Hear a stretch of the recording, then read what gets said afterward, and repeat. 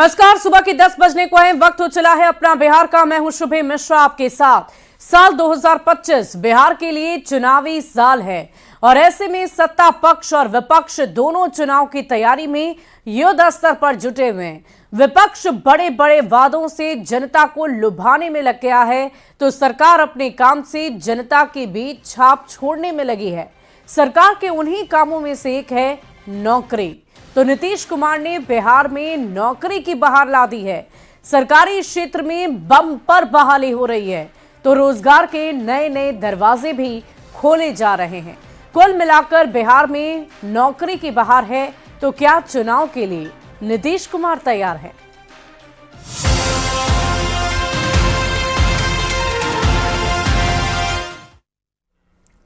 तो बिहार में नौकरी की बहार है और चुनाव के लिए नीतीश कुमार तैयार हैं।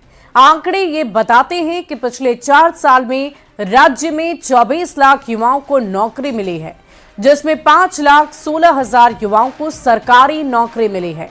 विभिन्न विभागों में 2 लाख पदों पर नियुक्ति की प्रक्रिया चल रही है। और तो और सरकार ने 1 साल के भीतर 12 लाख नौकरी देने का लक्ष्य रखा है और इसी 4 फरवरी को विभिन्न विभागों में चयनित 6,341 अभ्यर्थियों को मुख्यमंत्री नीतीश कुमार नियुक्ति पत्र सौंपने जा रहे हैं। जाहिर है, इतने बड़े पैमाने पर बहाली को चुनाव की तैयारी के तौर पर ही देखा जा रहा है।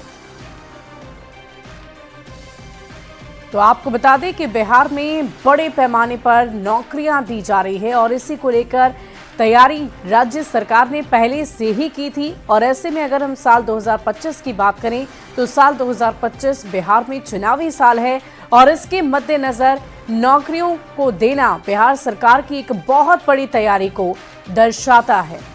और आपको बता दें कि जो आंकड़े हैं वो स्पष्ट ये बता रहे हैं कि जितने बड़े पैमाने पर बिहार में नौकरियां विभिन्न विभागों में दी जा रही है, उससे ये समझ में आ रहा है कि नीतीश कुमार नियुक्ति पत्र सौंपने के साथ साथ अपने चुनाव के लिए भी पूरी तरह से तैयार नजर आ रहे हैं। और बिहार में शिक्षक की नौकरी को लेकर युवाओं में गजब का क्रेज रहता है और ऐसे में टीआरई 3 के तहत चयनित करीब 66,000 अभ्यर्थियों की आज से काउंसलिंग की प्रक्रिया भी शुरू कर दी गई है, जबकि टीआरई 4 के तहत भी 80,000 शिक्षकों की बहाली का सरकार ऐलान कर चुकी है। नीतीश सरकार ने जब से शिक्षकों के नियोजन से तौबा किया, बीपीएससी को बहाली का जिम्मा दिया है और तब से बीपीएससी से अब तक 2.5 लाख से ज्यादा शिक्षकों की बहाली की जा चुकी है, जो ये दर्शाता है, ये दिखाता है कि बिहार में शिक्षकों की कमी को दूर करना सरकार की सबसे पहली प्राथमिकता है। और तभी तो साल 2005 में जब नीतीश कुमार ने बिहार में सत्ता की बागडोर संभाली थी, तो उस वक्त राज्य में छात्र और शिक्षकों का अनुपात 65:1 था, लेकिन शिक्षकों की ताबड़तोड़ बहाली की वजह से आज ये अनुपात यानी कि रेशियो की बात करें तो 35:1 हो चुका है। यानी कि इससे आप स्पष्ट समझ सकते हैं कि बिहार में सरकार की तरफ से लगातार शिक्षकों के लिए नौकरी दी गई है। और टीआरई 3 के तहत चयनित अभ्यर्थियों की आज से काउंसलिंग शुरू हो गई है। पटना में काउंसलिंग के लिए पहुंचे अभ्यर्थियों के चेहरे पर सरकारी नौकरी की खुशी साफ देखते ही बन रही है। कुछ अभ्यर्थियों से बातचीत की है न्यूज़ 18 संवाददाता रजनीश कुमार ने, वो बातचीत भी हम आपको सुनवाएंगे। लेकिन उससे पहले इन शिक्षकों के उत्साह को देखिए, इनके उमंग को देखिए कि ये अब बिहार सरकार में शिक्षक बनने जा रहे हैं। काउंसलिंग की प्रक्रिया के लिए अपना नंबर के लिए इंतजार करते आपको ये अभ्यर्थी नजर आ रहे होंगे, लेकिन उनके चेहरे पर जो खुशी है, जो उत्साह है, वो आपको साफ तौर पर झलक रहा होगा। और देखिए, सरकारी नौकरी और वो भी बिहार में शिक्षक की नौकरी के तौर पर, ये सभी अब आगे बढ़ेंगे और बिहार में बेहतर शिक्षा देने के लिए आगे बढ़ते नजर आएंगे। लेकिन इन सब के बीच कैसे बिहार में नौकरी की बहार है और चुनाव के लिए नीतीश कुमार तैयार हैं, वो ये आंकड़े दर्शा रहे हैं। 2005 में विद्यार्थी शिक्षक का अनुपात जो था वो 65:1 था, लेकिन अब बिहार में विद्यार्थी और शिक्षक का अनुपात में बहुत ज्यादा अंतर नहीं रह गया है। यानी कि 35 बच्चों पर एक शिक्षक हैं और वो अपनी सेवा भी बिहार सरकार में दे रहे हैं। और देखिए, यही अभ्यर्थी हैं जो इस वक्त काउंसलिंग की प्रक्रिया का इंतजार कर रहे हैं। 5 स्लॉट में अलग अलग टाइम्स को डिवाइड कर दिया गया है और उसी टाइम्स के अंतर्गत ये सभी शिक्षक काउंसलिंग की प्रक्रिया से गुजरेंगे। वो अपने डॉक्यूमेंट का वेरिफिकेशन कराएंगे और उसके बाद उन्हें स्कूल आवंटित किया जाएगा कि ये शिक्षक कौन से जिले में, कौन से गांव के किस स्कूल में जाकर अपनी सेवा देंगे, ये भी निर्धारित किया जाएगा।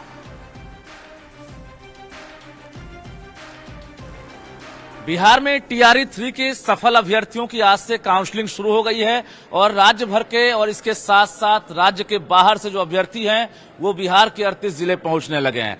तो पहला स्लॉट है और खुशी साफ तौर से देखते हुए बन रही है क्योंकि बारी बारी से अभ्यर्थियों की अब काउंसलिंग हो रही है। और यहाँ पर देखिए तमाम डॉक्यूमेंट्स के साथ अभ्यर्थी पहुंचे हैं। जो डॉक्यूमेंट्स पहले जमा किया गया था ऑनलाइन, उसी का मिलान होगा और इसके बाद सीधे ये लोग अलग अलग स्कूलों में योगदान देंगे। जरा बातचीत करेंगे कि कहां से आए हैं और कितनी खुशी हो रही है। हम अभी मधुबनी जिला से आए हैं और बहुत खुशी हो रही है। क्या कि टीआरई 1-2 में भी ट्राई किए लेकिन नहीं हुआ, इस बार सफल हुए। तीसरी बार में सफलता मिली। हाँ, सफलता मिली है, इसी बात की बहुत खुशी है। अब तो टेंशन खत्म हो गया। हाँ, बहुत ज्यादा एकदम हल्का मन रहता है, टेंशन बहुत खत्म हो गया है पूरा। चॉइस का जिला मिला? नहीं मिल पाया सर। पटना जिला से आए हैं, बेहटा से जिला से आए जी। आपको तो अपना जिला मिल गया? जी सर, अपना जिला मिल गया। क्या टारगेट रहेगा? स्कूल की जो स्थिति है उसमें कैसे सुधार करेंगे, टीचर बनेंगे? हम अपना 100% देकर सर उनको बच्चे को अच्छे से अच्छी शिक्षा देकर उन्हें अच्छे प्राइवेट स्कूल से अच्छे सरकारी स्कूल में शिक्षा देने का प्रयास करेंगे। प्राइवेट से सरकारी को बेहतर बनाएंगे? जी सर, प्राइवेट से सरकारी को बेहतर बनाना है। क्या नाम हुआ? आतिफ अनवर। देखिए, संकल्पित है कि स्कूल की जो दशा और दिशा है उसको हम कैसे बदलेंगे और निश्चित रूप से तमाम जो खासकर युवा हैं जो कल तक परेशान थे कि नौकरी मिलेगी कि नहीं, लेकिन बिहार में अब सरकारी नौकरी मिल गई है और एक तरह से काउंसलिंग जो है वो अंतिम प्रक्रिया है। इस प्रक्रिया से गुजरने के बाद, डॉक्यूमेंट्स वेरिफिकेशन कराने के बाद ये लोग अलग अलग स्कूलों में योगदान देंगे। मेरा सेकंड अटेम्प्ट है। अटेम्प्ट कौन सा है? सेकंड है, सेकंड जी। कैसा रहा इस बार कॉम्पिटिशन? ठीक ठाक था सर कॉम्पिटिशन। मैं भी पहले से टीचर हूँ। अच्छा, टीचर? जी, मैं भी पहले से टीचर हूँ। मेरा टीआरई 1 में हुआ था, तो मेरा तो फर्स्ट अटेम्प्ट में ही हुआ, बट इनका फर्स्ट अटेम्प्ट में नहीं हुआ था। कौन हुए आपके? ये मेरी सिस्टर हुई। आपकी सिस्टर? जी, सिस्टर हुई। मतलब आप पहले टीचर बनी बीपीएससी से और फिर आपकी राह पर ये आई? जी, सेकंड अटेम्प्ट में इनका हुआ टीआरई 3 में। टीआरई 2 में इन्होंने नहीं दिया था, तो इनको भी पटना डिस्ट्रिक्ट ही अलॉट हुआ है और मेरा भी पटना डिस्ट्रिक्ट ही है। तो अब हम लोग बहुत खुश हैं, फैमिली में भी सब लोग। पिता को कितना गर्व हो रहा है बेटियों पर? जी, सब लोग बहुत खुश है, बहुत गर्व फील कर रहे हैं। 3 बहन है हम लोग। जो सबसे छोटी है वो अभी नीट की तैयारी कर रही है। काउंसलिंग प्रक्रिया के बाद सरकार ट्रेनिंग कराएगी और ट्रेनिंग के बाद इन लोगों को एक तरह से स्कूल में योगदान भी करना होगा। तो कहीं ना कहीं तमाम जो अभ्यर्थी हैं देख सकते हैं डॉक्यूमेंट्स लेकर यहाँ पहुंचे हैं और अब यहाँ मिलान होगा। 5 स्लॉट रखे गए हैं, यानी सुबह 9 बजे से लेकर 10:30 बजे तक पहला स्लॉट है। हालांकि कुछ देर हो गई है लेकिन जो टाइमिंग है उसे मैच कराया जाएगा और 5 स्लॉट है। 5 स्लॉट में सभी अभ्यर्थियों को बारी बारी से मैसेज गया है। उसी टाइम के आधार पर अलग अलग जिले से जो अभ्यर्थी हैं यहाँ पहुंचे हैं और सभी के चेहरे पर जो खुशी है वो साफ तौर से दिख रही है क्योंकि बिहार में सरकारी नौकरी मिली है। कैमरामैन मनीष जुनेजा के साथ रजनीश कुमार, न्यूज 18 पटना। और इधर बिहार में नौकरी की बहार है तो सियासत भी आपार हो रही है। सत्ताधारी दलों के नेता ये दावा करते नहीं थकते कि नीतीश कुमार जो कहते हैं वो पूरा करके दिखाते हैं, तो विपक्ष के नेता नौकरी के नाम पर सिर्फ आई वॉश का आरोप लगा रहे हैं। एनडीए की सरकार ने 12 लाख लोगों को नौकरी देने का लक्ष्य निर्धारित किया है। इसमें से 4.25 लाख लोगों को नौकरी दे दी गई है। 2 लाख लोगों के नियोजन की प्रक्रिया चल रही है। शिक्षकों की बम्पर बहाली की प्रक्रिया जारी है। एनडीए की सरकार और माननीय मुख्यमंत्री नीतीश कुमार जो कहते हैं उसे पूरा कर दिखाते हैं, तभी तो विपक्ष की आत्मा करा उठती है। ऐसे बेचैन आत्मा का कोई इलाज नहीं है और न ही उनकी कोई दवा है। नौकरी और रोजगार के नाम पर सिर्फ जुमलाबाजी किया है, जबकि तेजस्वी जी के नेतृत्व में 17 महीने में महागठबंधन सरकार ने 5.5 लाख के करीब नौकरियां दी और 3.5 लाख रिक्तियां जो छोड़ करके आए थे उसको भी फुलफिल डबल इंजन सरकार ने नहीं किया है। इससे स्पष्ट होता है कि बिहार में नौकरी और रोजगार के नाम पर सिर्फ राजनीति की जा रही है। नीतीश कुमार जी की सरकार करेगी 24 लाख नौकरी दे दी है। नौकरियों का बहार है, ये भ्रष्टाचारियों का सरकार है नीतीश की। नौकरी की शुरुआत कब हुई जब महागठबंधन की 17 महीने की सरकार हुई, महागठबंधन के सरकार ने वादा किया था कि हमारी सरकार बनेगी तो हम नौकरी देंगे। नीतीश जी चाहते तो पहले भी नौकरी दे सकते थे। नौकरी का मतलब नीतीश कुमार, आज ये पूरे देश में चर्चा होती है। आदरणीय नीतीश कुमार जी ने बिहार के युवाओं से ये वादा किया था कि 25 के चुनाव आते आते हम बिहार के युवाओं को 12 लाख सरकारी नौकरी देंगे और 34 लाख लोगों को रोजगार से जोड़ेंगे। आदरणीय नीतीश कुमार जी जो कहते हैं उसे धरातल पर उतार के दिखाते हैं।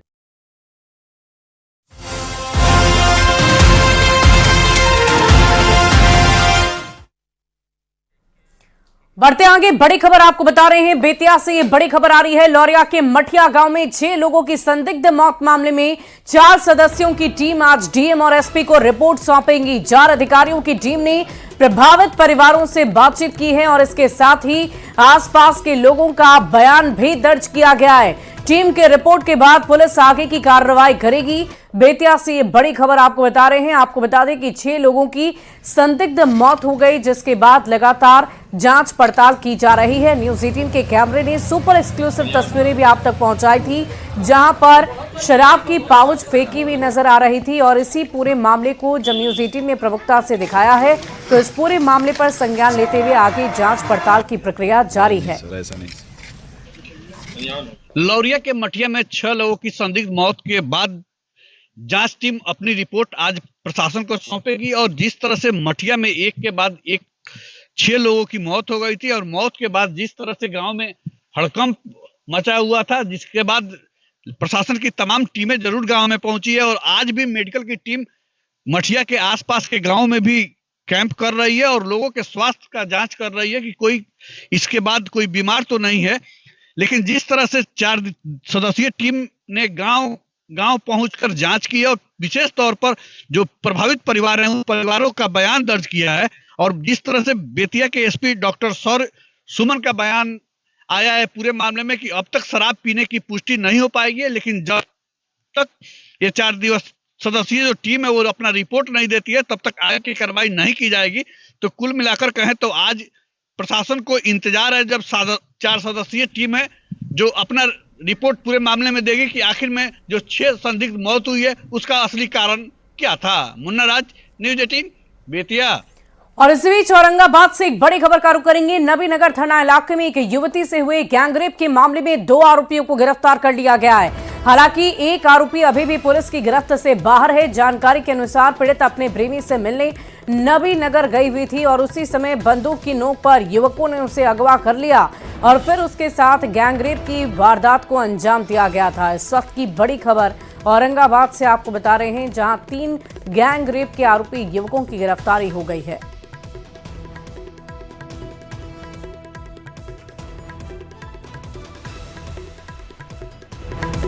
तीनों युवकों की पहचान की गई, जिसमें से 2 युवकों को 24 घंटे के अंदर ही गिरफ्तार किया गया। उस घटना में प्रयुक्त बाइक भी जब्त कर ली गई है। अभियुक्तों ने भी अपने स्वीकारोक्ति में स्वीकार किया है कि उनके द्वारा अपराध कारित किया गया, दुष्कर्म किया गया है। एक लड़का जो तीसरा अभियुक्त था वो भी फरार है, उसकी पहचान कर ली गई है। उसकी गिरफ्तारी के लिए भी छापेमारी की जा रही है। शीघ्र ही उसे भी गिरफ्तार किया जाएगा। बढ़ते आगे, सीएम नीतीश कुमार प्रगति यात्रा के दौरान किशनगंज जाने वाले हैं और सीएम सबसे पहले ठाकुरगंज पहुंचेंगे और ठाकुरगंज के कटल हलडांगी में होने वाली कार्यक्रम में शामिल होंगे। मुख्यमंत्री करीब 350 करोड़ की कई योजनाओं का उद्घाटन और शिलान्यास भी करेंगे।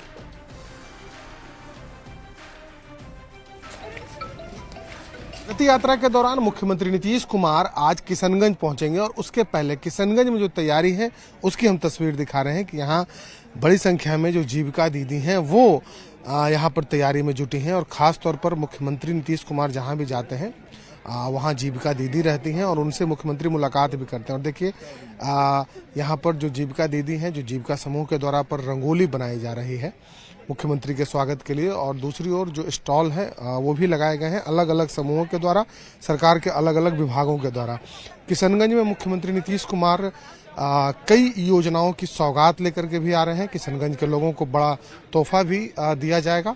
कई योजनाओं का एक साथ उद्घाटन और शिलान्यास कार्यक्रम भी है। लेकिन इस दौरान जो जीविका दीदी हैं या फिर सरकार के जो अन्य विभागों के द्वारा जो स्थानीय स्तर पर जो काम किए जा रहे हैं उसकी प्रदर्शनी लगाई जाती है। और देखिए कैसे आधुनिक तकनीक से खेती की जाए, इसको लेकर के यहाँ प्रदर्शनी है। उसके बाद जीविका दीदी के द्वारा जो प्रोडक्ट बनाए जा रहे हैं उसकी प्रदर्शनी है। और देखिए सब्जी का जो उत्पादन यहाँ पर किया जा रहा है जीविका समूह और कृषि विभाग के द्वारा। देखिए ये लौकी है और कितनी लंबी लौकी है। यहाँ पर प्रदर्शनी के लिए इसे लगाया गया है ताकि मुख्यमंत्री भी देख सकें कि जो कृषि विभाग के द्वारा जो योजनाएं चलाई जा रही हैं उन योजनाओं का लाभ किसानों को मिल रहा है या नहीं मिल रहा है। दूसरी ओर सिंबॉलिक तौर पर यहाँ जो आधुनिक खेती है कैसे की जा रही है। किशनगंज के इलाके में कई तरीके की खेती होती है। ड्रैगन फ्रूट की हम बात कर लें, अनानास की बात कर लें या फिर ब्रोकली की बात कर लें, तो ये सब खेती भी किशनगंज में की जा रही है।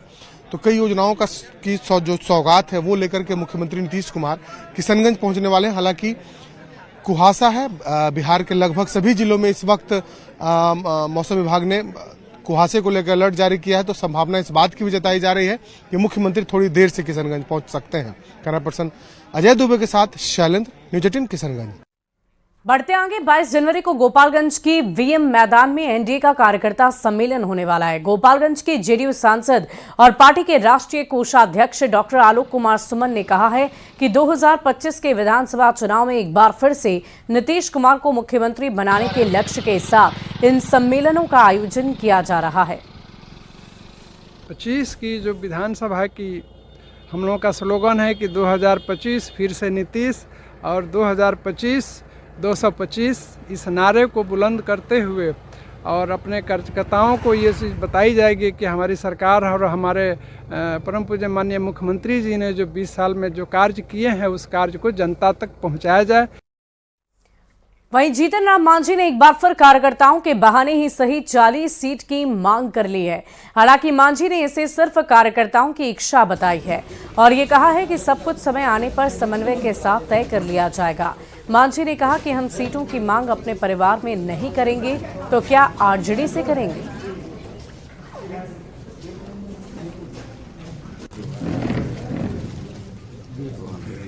अपने हक मांगने की बात है और परिवार में जो हक नहीं मांगेंगे, भाई से हम अपना रोटी की बात नहीं करेंगे तो क्या हम राजद के लोगों से बात करेंगे।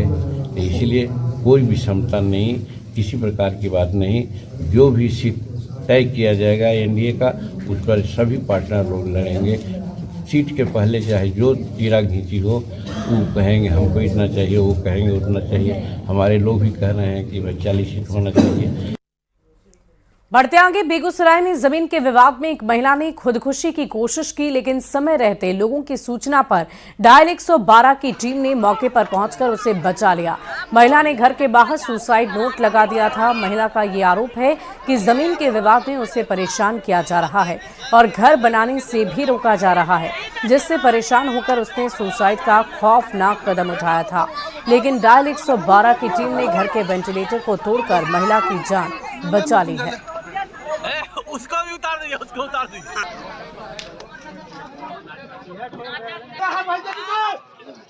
जमीन में बनाने के लिए घर नहीं देना। अभी क्या कर रही थी तुम, क्या कर रही थी? कुछ भी नहीं। अंदर कहाँ में थी तुम? सुसाइड नोट चिपकाई थी। जब राबे नहीं करेंगे तो हम जमीन ला क्या करें? हम नहीं रहेंगे, नहीं मांगेंगे। नहीं रहेंगे तो हम नहीं मांगेंगे। औरत खोज रही थी हमारा हिस्सा चाहिए। अच्छा, वही के लिए वो अंदर में बंद हो गई। अच्छा, वही के लिए जिद कर रहे थे।